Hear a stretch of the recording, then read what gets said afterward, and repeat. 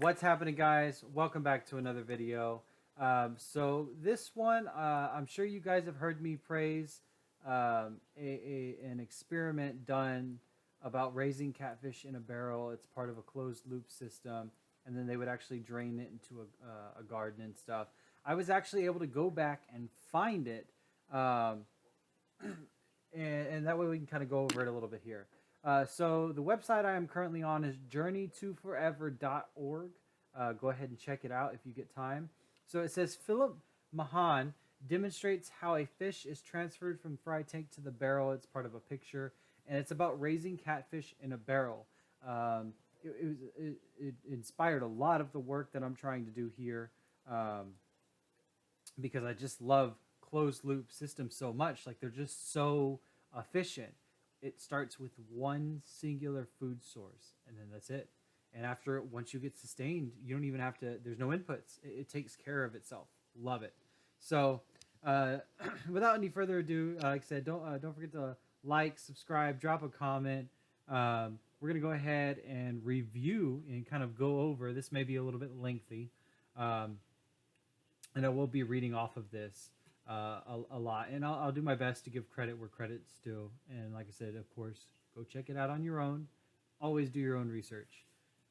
So we'll go ahead and get started. So this one is going to be by Philip and Joyce Mahan. It says the text and photographs of this article are from Organic Gardening and Farming, November of 1973. So this has been out for a hot minute. And so it says, after some study and experimentation, we have set up a productive food chain, table scraps to earthworms to catfish in our backyard. The project is satisfactory in many respects, utilizing waste materials to produce fresh fish for food, and at the same time yielding ample compost for a small garden. The material cost is minimal. The whole operation can be set up for less than $15. This is broke tech. This is in love with it. They already got me sold. The equipment occupies only about 12 square feet of space, and the entire assembly can easily be moved if necessary. What they're saying here is, you can do it if you're poor. Anyone can do it. It's sufficient, and it doesn't take up much space, and it shouldn't smell. Obviously, it should never smell. If it smells bad, you're doing it wrong. So, anyways. Let's see the materials. So basically, it's going to be two 55-gallon steel drums. Oh, I thought they were plastic. 3 panes of glass, 24 inches square, and a medium-sized aquarium air pump. Oh, okay, so this is probably like a 20 to 60-gallon air pump, I'm guessing. The second drum should be cut in half to provide 2 bins for the worms. Okay, so I used to think that it was 2 bins for fish. What I'm reading here is 1 barrel is for fish. One of the barrels cut in half is for the worm bins. Interesting. The panes of glass are used as covers for the and for ease and safety and handling can be framed with scrap lumber. Okay, so they're just using the glass as a lid. It probably helps maintain heat if they're in a cooler climate, and it may also help keep down water evap. They chose catfish in this one, so yeah, I was correct for that, because they are readily available in Alabama. So this is definitely a southern practice, which is good. It would be relatively, relative to this area. I'm thinking, ooh, they're probably eight, zone 8. I'm thinking we're like zone 9, so like lower zone 9. So, give or take 10, 20 degrees during frost. They've reached eating size in summer. All right. You could also use bluegill or bream, anything in the sunfish family. It has. They're willing to admit it has no commercial possibilities. We know that we can produce for our own table tasty fresh fish that is uncontaminated and costs practically nothing. Both considerations being highly relevant at this time. So basically, what they're saying is, could we make money off of this? No. Can we live off of it? Yes. And that's the way to go. That's exactly what we're trying to do here. Fish, 10 ounces of food. Further efficiency is indicated by the fact. So fish are usually efficient food producers, as 1 pound of fish yields approximately 10 ounces of food. Okay. Okay. So for those of you that don't know, there are 16. I believe it's 16 ounces. No, sorry. It's 16. It's like 16 or 18 ounces in a pound. So basically, what they're saying is 1 pound of fish will be around about half a pound of food. You know, edible variety. The rest would be all waste. But in a closed loop system like this, I'm sure that they'll have some sort of composting with the leftovers of the fish. So we'll find that out in a second. Um, Further efficiency is indicated by the fact that fish fed on commercial fish ration convert about 85% of their food to meat. Okay, so they were fed on commercial fish ration. So basically, commercial fish food was given. um, and convert. All right. So while we are not prepared to compute the technical data about food conversion in fish on an earthworm diet, yeah, fair enough. We can readily state that the fish relish earthworms and do grow well on this food. Okay, so this is where the worms are going to start coming in. Spraying the water back into the tank aerates the water and at the same time releases the ammonia produced by excretory matter in the water. Because the oxygen requirements of fish are quite high, the faster the circulation, the faster the growth. We decided to keep our equipment as simple and inexpensive as possible. Um, at the beginning. So, but to use the maximum stocking density advised, keeping 40 fish in a 55-gallon drum. Oh, that's a lot. I think they're doing fingerlings. Although inexpensive circulation pumps are available, we chose to use a Metaframe Hush 2 aquarium bubbler for oxygenation and a garden hose to siphon off water from the bottom of the barrel. So I'm going to go ahead and while we're here, I'm going to help out and Google what they used. Oh.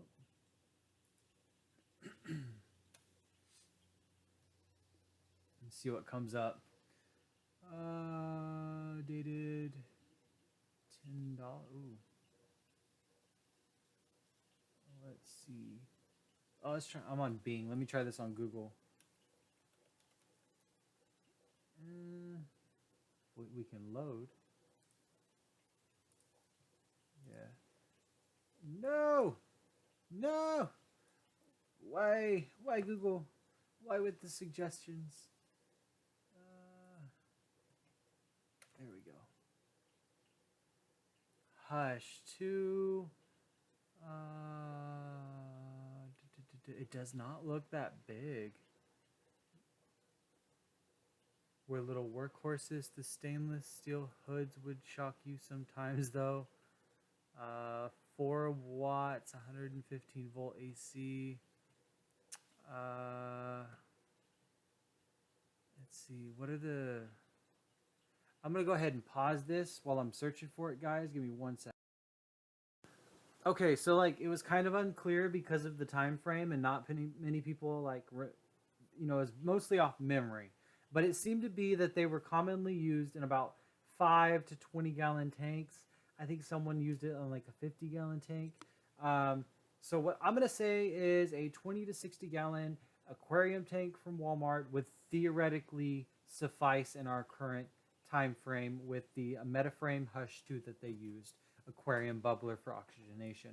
And then basically it seems like they a garden hose to siphon. Yeah, so they just used a garden hose to water siphon at the bottom. They probably had like a spigot or something.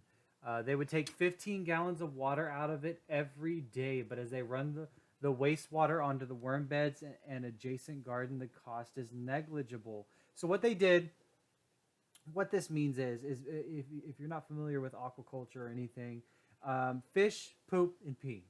It happens. They have excrete, and it's not like us where we can just go in a hole somewhere. They are in water, so it's water soluble essentially. Think of it like immediate nutrients. They are fertilizing their garden for free at the perfect ratio, doing what they already have to do, and it's a great buffer from the fish to the ground. Like it'll be a very close. I think fish are happiest at like a what is it, a 7.0, and plants are happier at a 7.5 or something. Or I'm just spitballing some numbers. Do your research, but I'm pretty sure it's around there. So basically, what they're doing is when you have worms, you actually have to kind of keep it moist, and also all of those excrements don't always mix into the water properly. So you actually do kind of have to vacuum off the bottom. Make sure you get all the poop and debris and stuff out, and that debris, the initial shot of it could be added into the worm bin.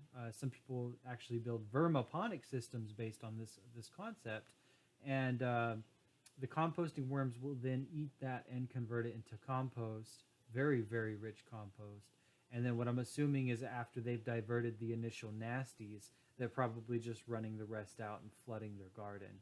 Um, 15 gallons of water a day is not that bad though, when you really think about it. They only had creek water, so we were advised to use city water to avoid introduction of undesirable algae and fungi. Because the city water is highly chlorinated, for those of you that don't know, you do need a dechlorinator. We use water filters here, like for an RV, but it is necessary to draw the water in 5-gallon buckets and let it stand for a day. Do not do that. They used just chlorine back in the day. Now they actually use what's called chloramine, and it can stay in the water for weeks, like long time, months sometimes, and it doesn't actually just like bubble off. So in terms of conversion, it would actually be cheaper just to hit it with a dechlorinator filter for like an RV, like I said, for drinking water, just something to strip out the chloramine and chlorine. Make sure you get both. Um, We have seen no evidence of oxygen starvation of the fish with this method of water circulation. The most important variable we have found is water temperature. Catfish will feed at temperatures as low as 40 or 45 degrees, but their greatest growth is achieved at 84 degrees. Great for southern areas. We noticed this and decided to increase in feeding activity when we painted the barrel black and moved it into full sun. Leaving the buckets of water in the sun not only speeds chlorine dissipation, but warms the water as well in areas where city water temperatures are close to the growth optimum. The chlorine can be removed by setting the hose nozzle as at spray, fine spray, and the barrel can then be filled directly from the water supply. Although summer growth is greatest, the project continues throughout the year by judicious use of the sun when possible. So basically, this is something you could essentially set up in your greenhouse. Put a shade cloth during summer, and during winter, put your greenhouse fabric, and you're ready to rumble. Um, when water temperatures are right, um, transferring because fish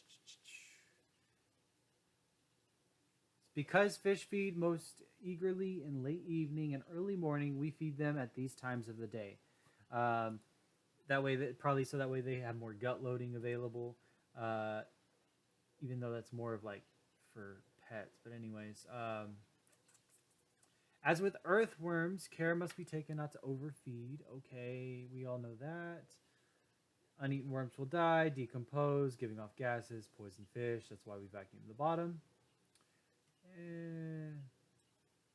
Of culture shock, and is followed by a period when feeding is light. So basically, when you put a whole bunch of fish in this barrel, they're going to go into shock because they're going to be like, why are you so close to me? By the time the fry reach fingerling size, they can be transferred to the barrel as replacements are needed and very little shock is evident. So basically what they're doing is they're just slowly adding them, and when they get to edible size, they harvest those, so that way it's a nice, continual, constantly providing system. Uh, Unless fish can be found that have been hatched and grown in a tank, small fish should be selected to stock the barrel, as their adaptation time is proportionally shorter than that of larger fish. To eliminate as much transplanting shock as possible, we use large wooden box lined with 2 layers of polyethylene sheeting, and covered with an old door to stock with fry. An insect lamp over an opening in the cover of the fry tank permits the small fish to eat at night while ridding the garden of night flying pests. So basically, they use this as like a mosquito repellent. Any of you that have ever had standing water without air, which is one of the amongst some of the best for fry, well, The mosquitoes and other insects love to lay their larvae. They normally grow out, and that is actually the traditional form of smaller fish food. That's what the fish would traditionally eat. Things of that size, that and algae. So that's basically what they're giving to their babies. What they would already normally want to eat. Uh, do, do, do, do. Earthworms, as an angler knows, are food for fish in their natural habitat, and most fish in captivity prefer live food to the dehydrated type. Kitchen scraps make excellent food for earthworms, and even the most careful organizer will have enough to refuse feed quite handsomely. 5,000 to 10,000 worms. We found that growing earthworms at home is not difficult, and it's not, guys. That they're pretty much hands off. Basic materials easily arranged. Shows another picture. The 55-gallon drum to the right is for raising fingerlings to the eating size. The lid of the fry tank left houses with the insect lamp. So basically, the insect lamp attracts the insects. They do their thing. Fish are happy. Yum yum. The bins are ideal worm bins. They're effective protection against predators. They're movable because of the cold weather.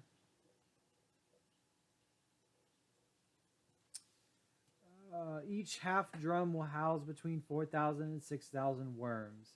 Yes, they need to be half drums, and the reason is because generally worms only prefer the top like so many inches, depending on what kind of worm you have. For example, composting worms generally hang out in the first top, 6 inches, so you don't need anything generally deeper than about 12 inches of medium in any given time. So the worm population is allowed to build up in one, while the second supplies the fish food. Okay, so the most efficient they found was the two half drums are utilized most effectively if they are alternated, so the worm population is allowed to build up in one while the second supplies the fish food. The eggs that remain after the worms are removed whenever you're screening will serve to start a new supply when the first drum is converted to feeding. Worms will start breeding when they are about 90 days old. Each worm possessing reproductive organs of both sexes will produce an egg capsule per a week, containing from 3 to 25 eggs apiece. The most economical way to establish worm bins for a home food chain and composting operation is to begin with capsules. Although a little more time is required initially, there will ultimately be more worms available to work with. Under the protected conditions of a worm bin, the survival rate of young worms is very high. Yeah, they love, they will live. It's not an issue. Um, Type of worm, the beddings. We can cover all that later. Should be never used to contain nutrients. Uh, uh, Stuff about worms, acidity. Alrighty, most of that.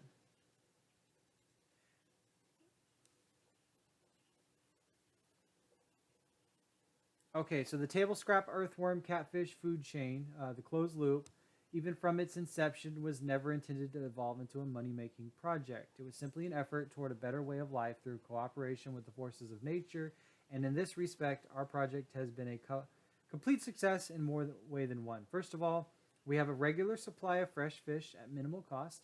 A 7-ounce catfish fingerling grows to 25 ounces in a summer, thus producing a pound of food in 4 months. In the second place, we have netted ample compost for our vegetable garden, the worm castings they were talking about, and they're going to be rich too, especially if they're using that fish water, thereby further ensuring a low cost and nutritive food supply. In addition, and perhaps this is the greatest benefit of all, we have the satisfaction of working with growing things and the gratification of knowing we have not wasted the earth's resources. We have made an elementary biologic principle work in our own backyard.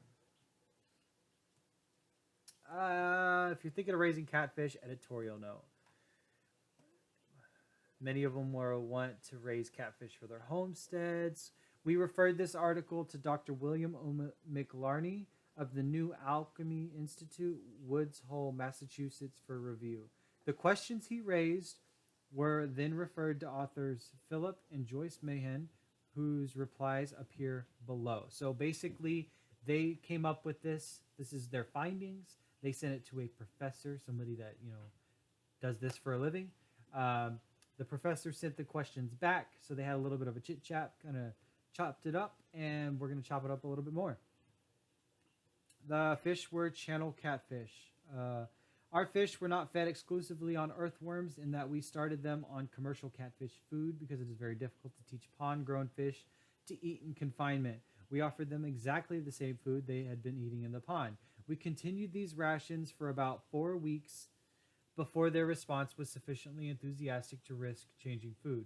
Then the earthworms were introduced gradually, a few at a time. So basically, they had to break the old habits and start new ones until the fish accepted them. Some of the fish recognized the worms as food immediately, and within a week, the water literally boiled when the worms were thrown in. So basically, one figured it out, the rest figured it out.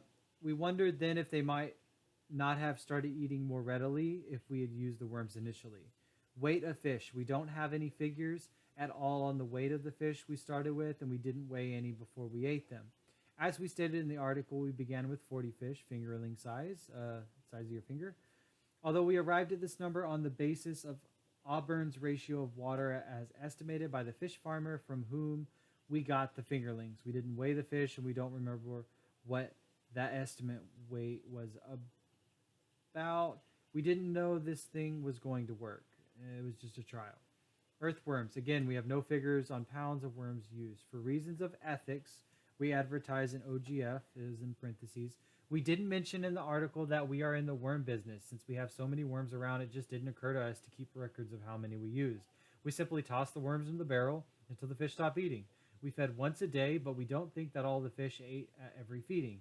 I would estimate an average of 75 to 100 worms per day. The worms were small, not weighing more than an ounce per 100. We were careful not to feed breeders to the fish.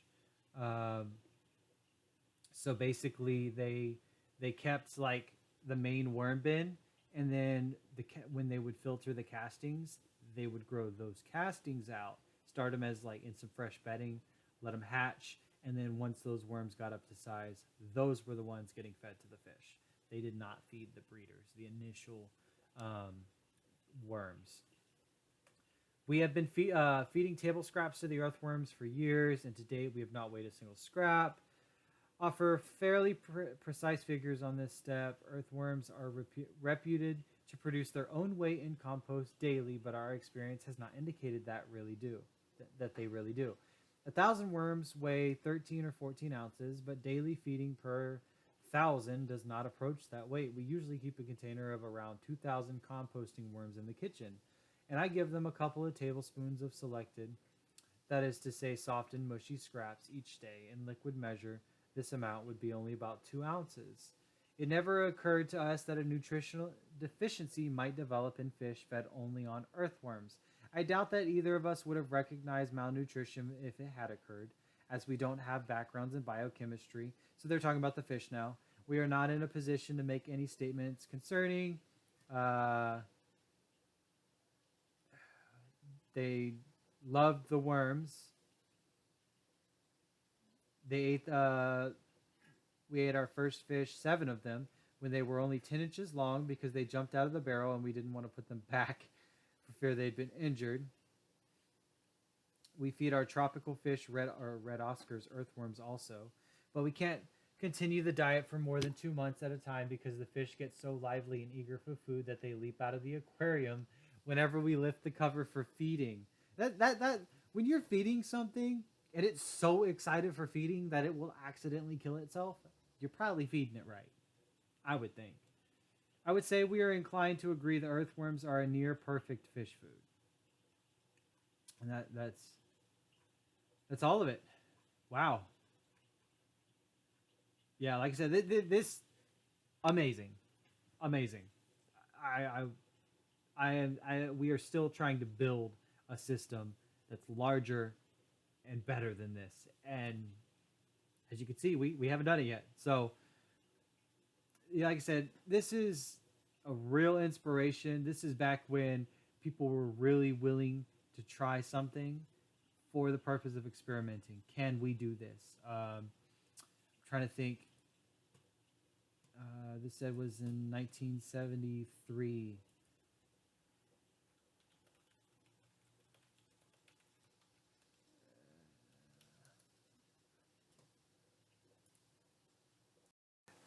Yeah, I don't know. That wasn't during the Great Depression, but that because that was during the what was it, like the 30s, 1930s, somewhere in there. But anyways, yeah, just like these people really went for it, and then they even had the courtesy of sending it to an actual professional. So something like this, it's very highly sourced, and there are a lot of websites that actually have this because it's that valuable. Um, and it's one of a kind. Like I haven't really seen many closed loop systems work efficiently on scale. Have I seen them on a farm, like a farmer side? Yeah.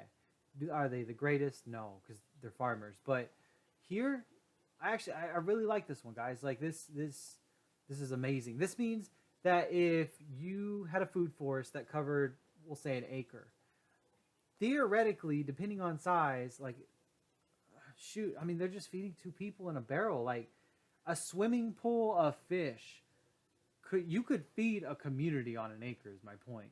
Because like I've put fish water on my plants before, they explode. Phenomenal. Like their waste is amazing. I use it to water the grass as is from our fish tank since we don't use any of the chemicals to dechlorinate. We just use filters. So like I can get a filter for 25 bucks, and then this stuff here is liquid gold. I mean, no matter what I put it on, it'll explode. And it's theoretically safe. I use it on non-edible plants because we do use like store-bought fish food. But I mean, if you're raising your food right, like this is a pretty good starting place. So, like I said, don't forget to like, subscribe, drop a comment, guys. I'm really excited that I was able to find this and bring it to you guys' attention.